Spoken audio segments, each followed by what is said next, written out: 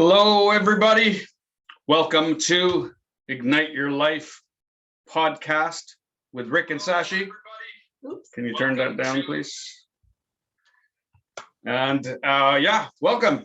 Today we are going to talk about parenting, which is pretty awesome. And just getting our technical set up. There we go. Okay. Oops.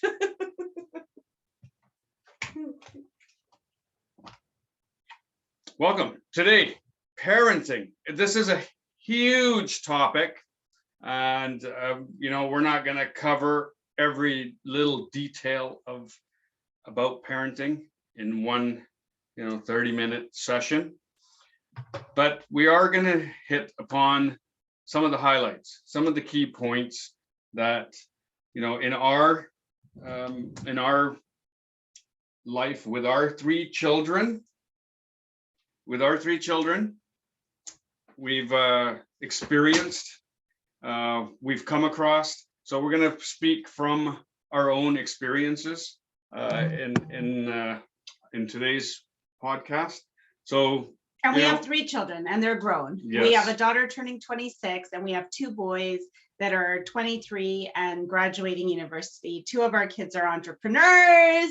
They're following their hearts, they're following their souls and their passions. And the third one, not quite sure he's graduating. He's going to university, we think. So yeah, that's where we're at. So we'll start right from the beginning. We'll talk about, when children are born, they're so precious at that, that time of birth, and you just want to protect them from the world, and you want to nurture them and care for them and love them, and just they seem like this bundle that you want to hold forever and you want to protect forever, and you do. It's a real feeling, but in reality, that we soon find out that we can't actually protect them forever. We can do all we can.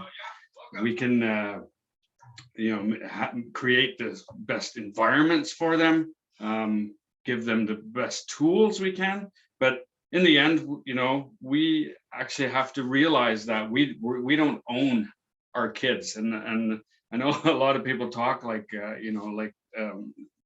their kids are like their property, but they're actually very individual. They have their own personalities, they have their own wants, needs, and we a lot of time as parents, we try and guide them, and sometimes we even force upon them things that maybe don't align with who they truly are At the core. Yeah. And our three kids are very different from each other. Like, considering they both came from the same gene pool, like every one of them is very unique in their personality and in their what drives them, what motivates them, how they like to spend their time. Like, they're very, very different from each other. So I think traditionally we applied the same kind of parenting style for all three kids, but it doesn't actually work that way. And we've had to parent each one of our kids quite differently and uniquely based on who they were as individuals.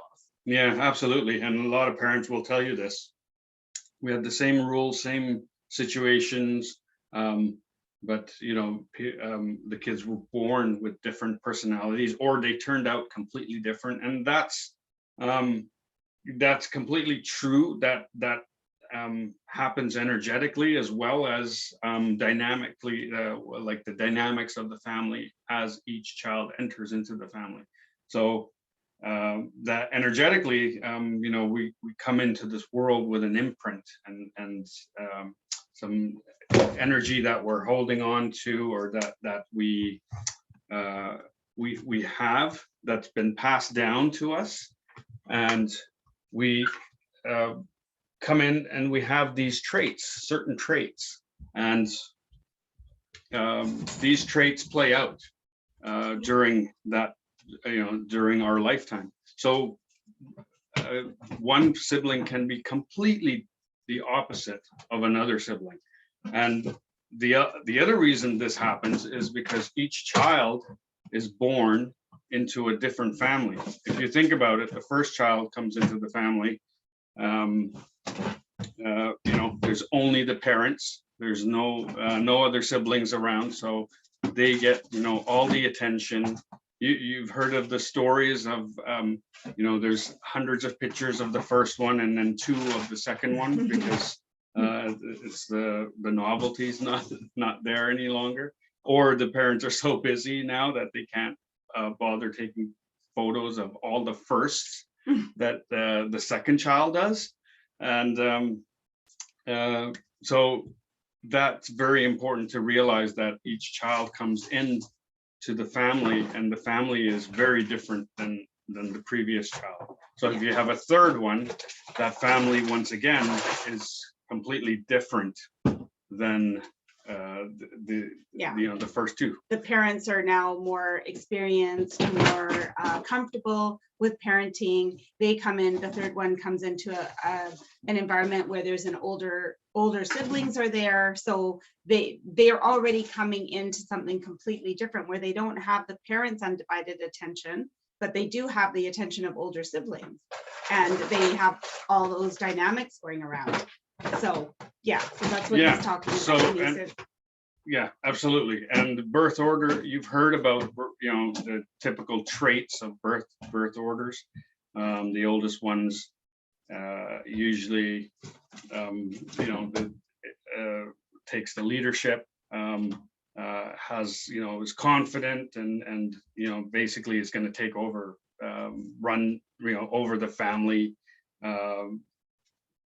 estate or whatever going forward. So they're very responsible. And then if they have younger siblings, they're responsible for them. So birth order, people talk about it like, well, it's not a thing. It actually is a very real thing, and it's based on all just the dynamics that each child comes into. The middle child doesn't feel like it belongs because there's an older child, there's a younger child, and feels like they're a black sheep.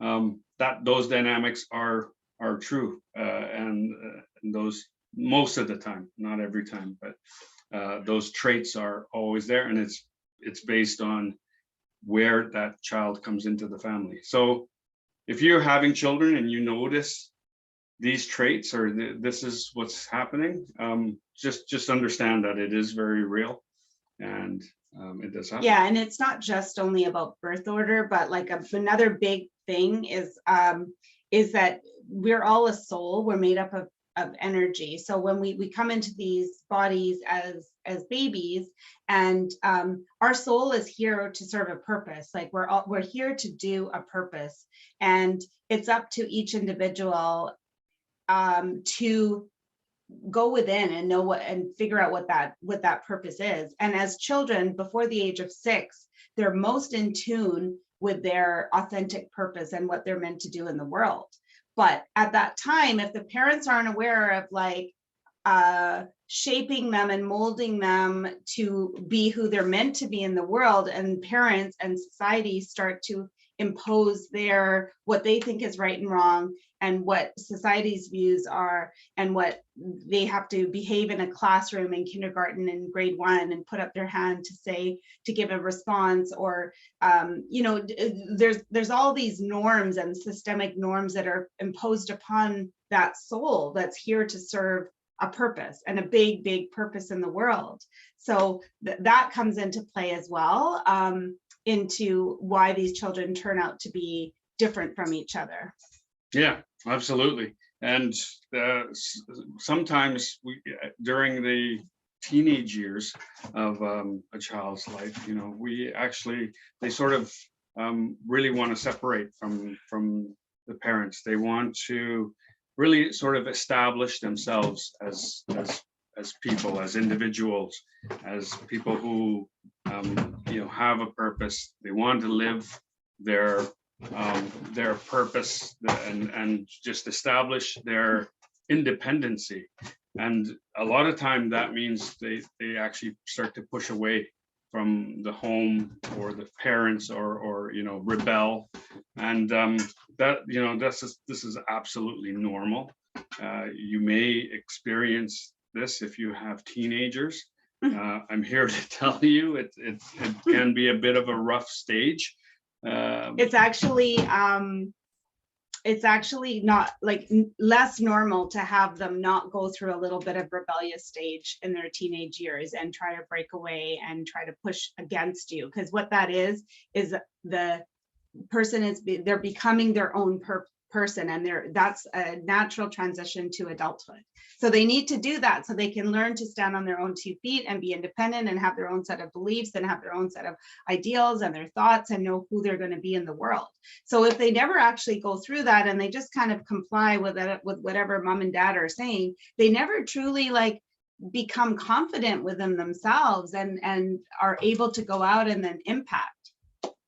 Yeah, absolutely. And this starts, at an early age. They start testing the limits. They're discovering their world, and so they're testing their limits to where they can push to. So it's human nature to push to the edge of the boundary and until you get pulled back or blocked off. So that rebellion stage is there. There's also something else, another dynamic that plays out during that time, and it's sort of this dominance for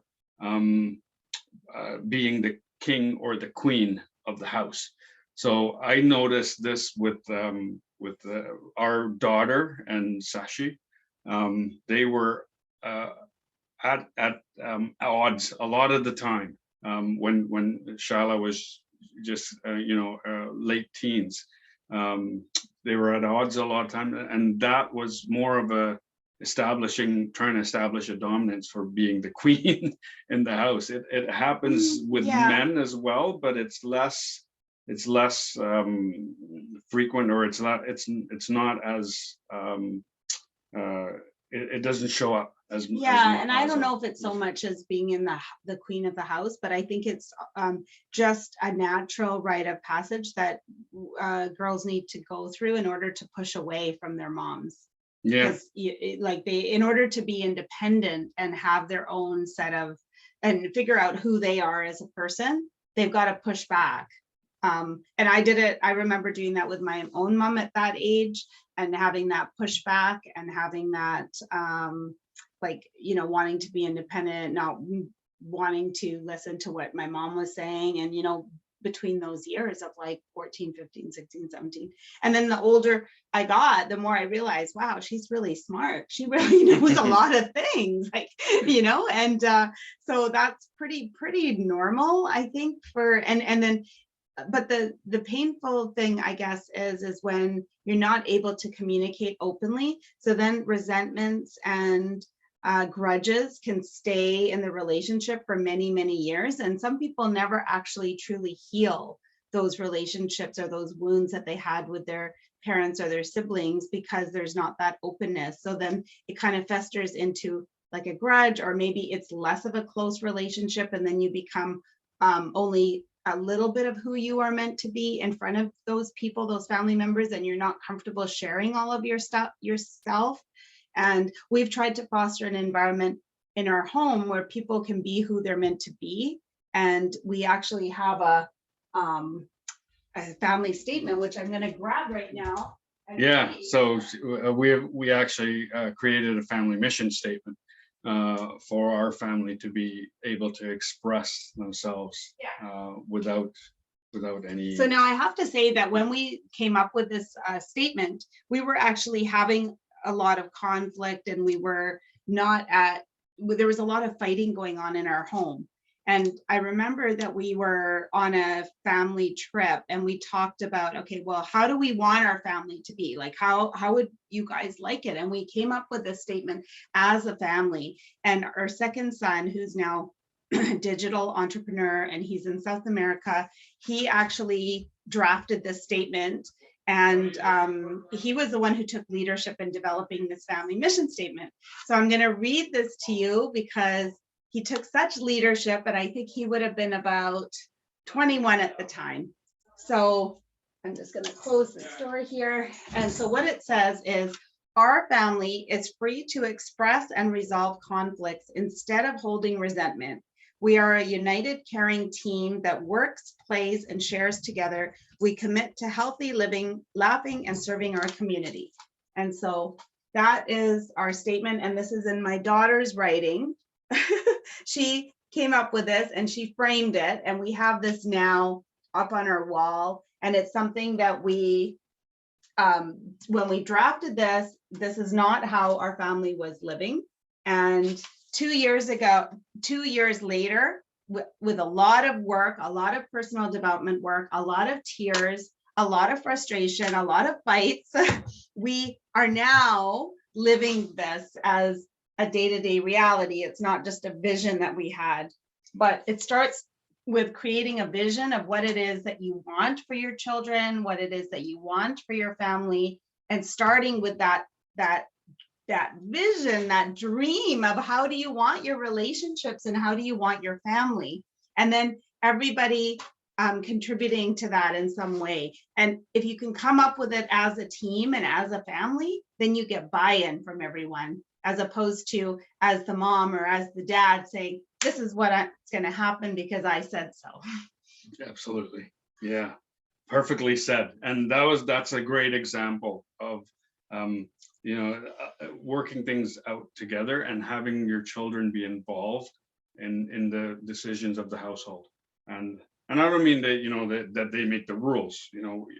We all agree to what rules we're going to abide by, and that way there's like Sashi said, there's a buy-in and there's a little there's some peace in the house. And we often try to like protect our children as much as possible. I want to come back to protecting them and how when they're born, that's all that's all we think about.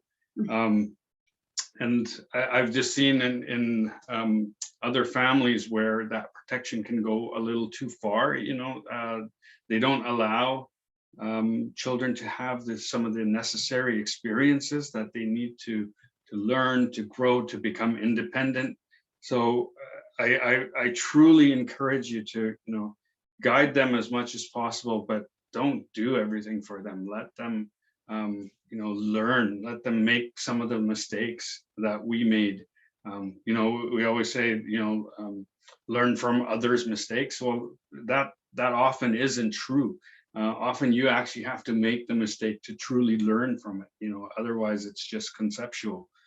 So, protect them, but allow them to run, And sometimes, their direction they run in isn't, doesn't align with what you believe in and what you feel is right for them. But like that, I can give an that's example. where we grow. That's like for an example of in our family. So I come from a family where university education was the norm. Like all the kids were to go to university. All of my father's siblings went to university, and so on and so on and so on down the generation. So when my expectation of my kids was they're all going to go to university, and that's just the expectation, education, and so forth. And then, so our daughter, she went up to university, did her business degree. And our second one, he graduated high school early, 1 year early, and then went straight to university, accepted into the business school. And after 1 year, he said he wanted to leave university and start his own business. And he was apparently dreading telling me this. He told me later. And I still remember we were sitting in a waiting room at an office waiting for an appointment. And he tells me this. And I'm like, what do you mean you want to leave? You're only 1 year in, like finish your degree and then you can do what you want. But he was like, no, I don't want to. I'm like not enjoying it. It's moving too slow. It's not teaching me what I need to know. I want to start a digital business and I want to leave and I want to do this. So I really didn't feel that comfortable. And as I told my mom and other people in my family, they're like, no, he can't leave, because it was going against everything our family knew and everything our family prided itself on was education and degrees and so forth.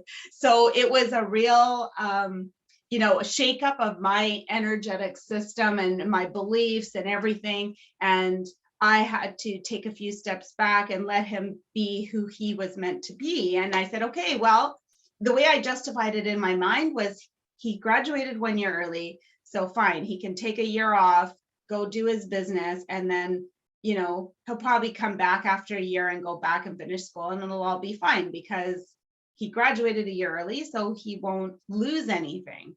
He'll still be the same age, he'll still be 22, whatever, when he finishes. And so, but then it didn't turn out that way. He ended up loving entrepreneurship, doing really well with it. He was on his own path. He got a business coach and he started growing his business. And now he's 23. And last year, when all of his friends were now graduating with bachelor's degrees and looking for a job and living at their parents' house, he was living in a beautiful bedroom plus den place overlooking all of downtown Vancouver mountains and loving his life and passionate and so confident in what he was doing, and business has now grown. And had he not explored that whole passion that he wanted, and I kept him in school, he would have been, he would have been so resentful. If we weren't open to that idea of him doing that, there would have been resent, maybe even more rebellious. And then, that's not the type of relationship we want to foster with him. But not only relationship wise, we want our children, everyone wants their children to flourish.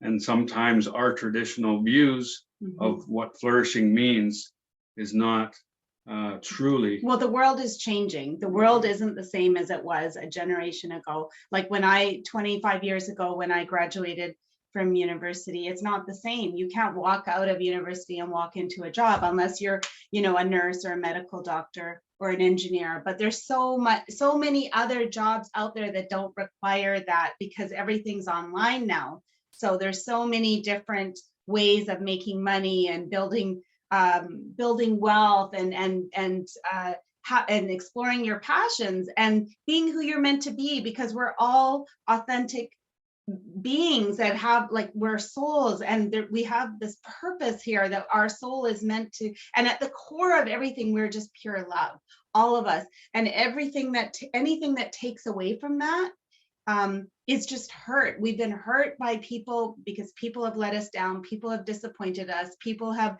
imposed what they want over what we want, and we end up giving in to people. But when we give in to people, we give up who we are. So when we love ourselves first,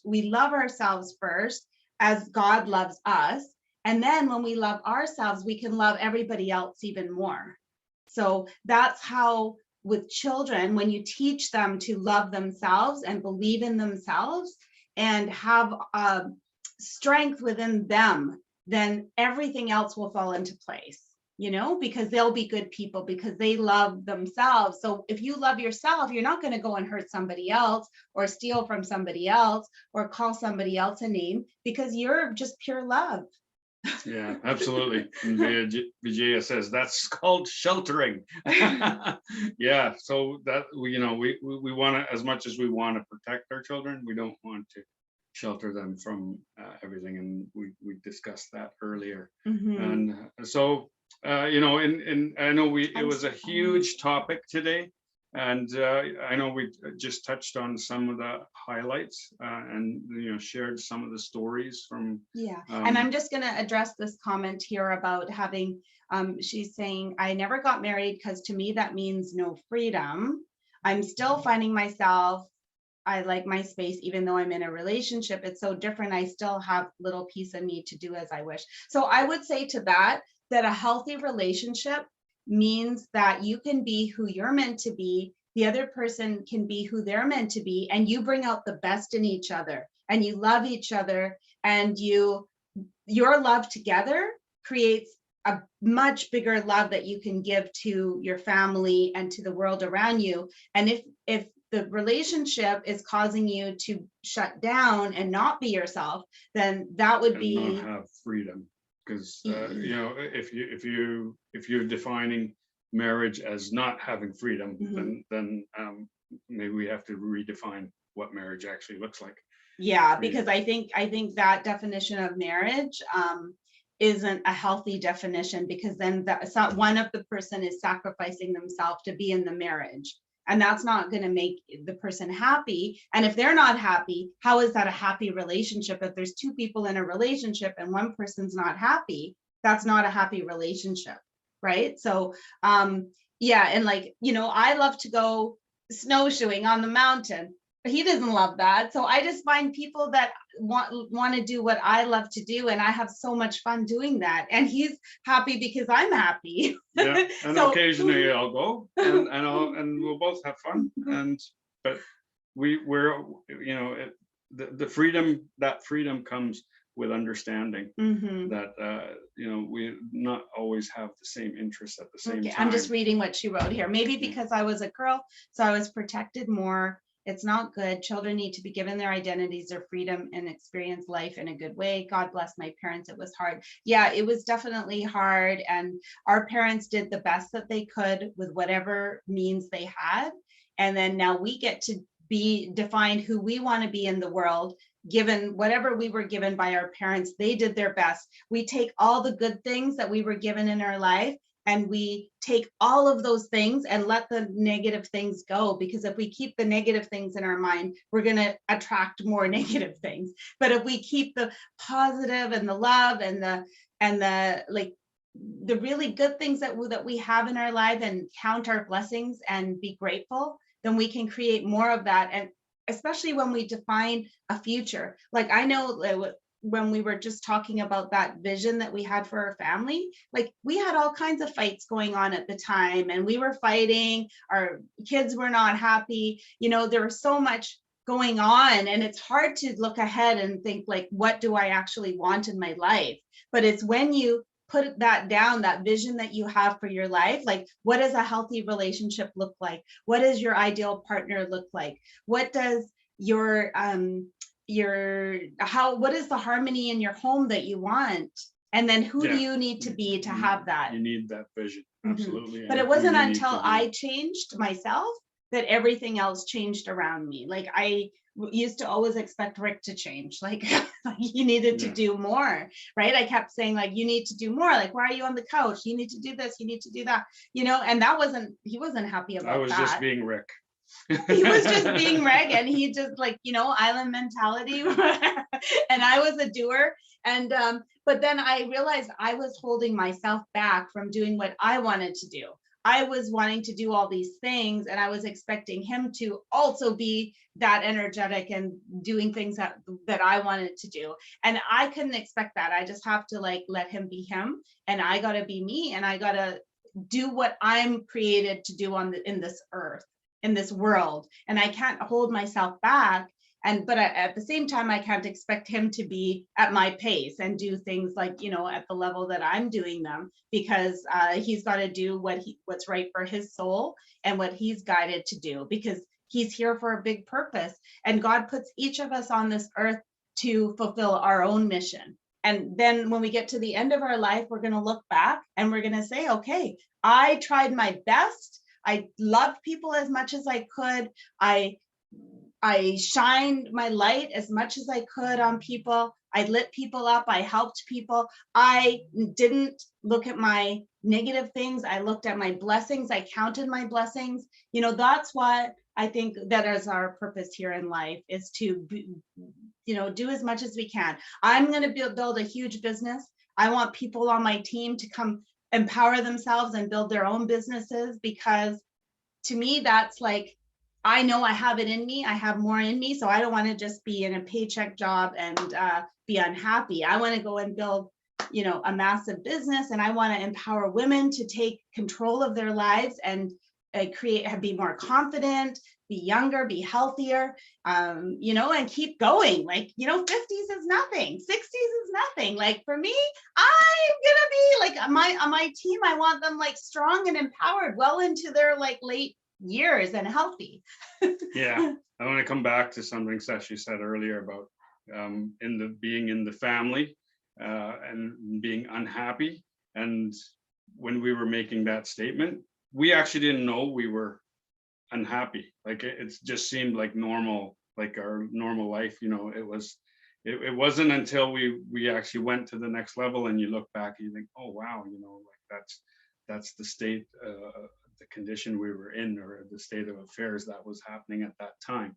So you don't necessarily always know until you do go out there and create a larger life for yourself, that you realize, okay, actually we were playing pretty small there. So take any opportunity you have to create that larger life for yourself and for your children. And I think we'll conclude with that. So if you have any questions or anything you want to ask us, Rick Maharaj, Sashi Maharaj, you can find us here on Facebook. And for those of you listening on the podcast, the man at rickmaharaj.com and younger at sashimaharaj.com. Thanks for listening and being here, and with all your comments and questions. We appreciate you. We'll see you next week. Next week is our 10th episode, which will wrap up this series on relationship. So we'll wait. We can't wait to see you next year, and then and the next series of podcasts when that becomes available. Bye, everyone. Bye. Talk to you later.